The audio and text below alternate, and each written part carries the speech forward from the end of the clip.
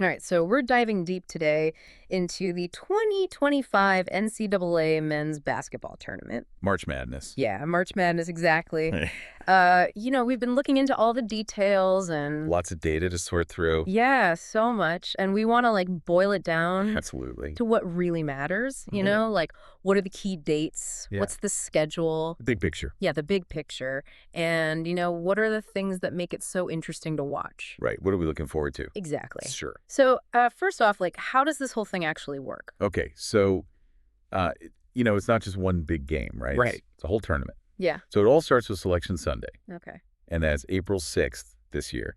And that's when they announce all the teams. All 68 of them? 68, yeah. And they set the bracket, which is like the whole roadmap for the tournament. Right. Okay. But even before that, Even before Selection Sunday?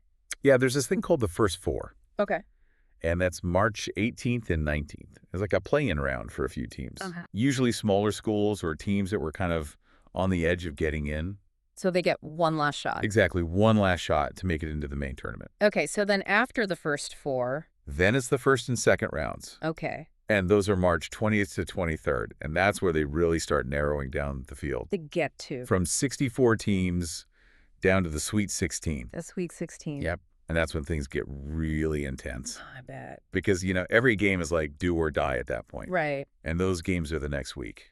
So March 27th to the 30th. You got it. That's the Sweet 16 and the Elite 8. Okay, so 8 teams left after that Exactly. 8 of the best teams in the country battling it out. for a spot in the Final Four. Yes, and that's on April 5th. Okay, And then, of course, the championship game, the big one. the big one, on April 7th.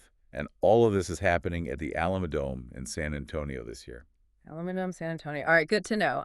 So we talked about the schedule. Right. But what about the actual games? What makes March Madness so exciting to watch? Well, I think a big part of it is the individual players. Yeah.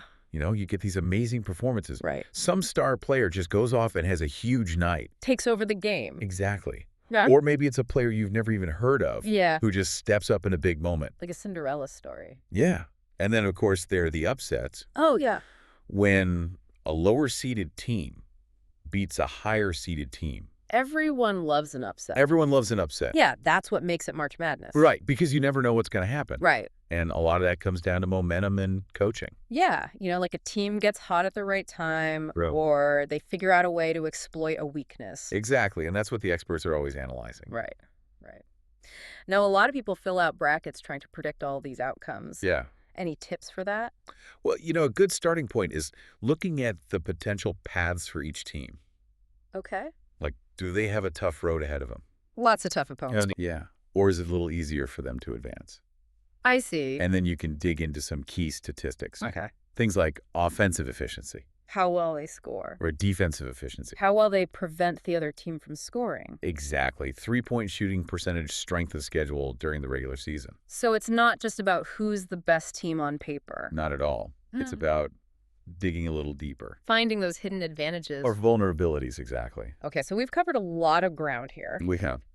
We've talked about the structure of the tournament, all the key dates, the excitement of the games, and even how to think about filling out those brackets. A lot to digest. Yeah, but hopefully this has given you a good foundation for understanding March Madness. It's a fascinating event. It really is. And, it makes me wonder, with all these different aspects of the tournament, the early upsets, those high-stakes Sweet 16 games, the drama of the Final Four, which part do you think really captures people's attention the most?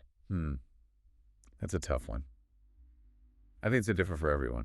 But there's something about the unpredictability of it all that keeps us all on the edge of our seats.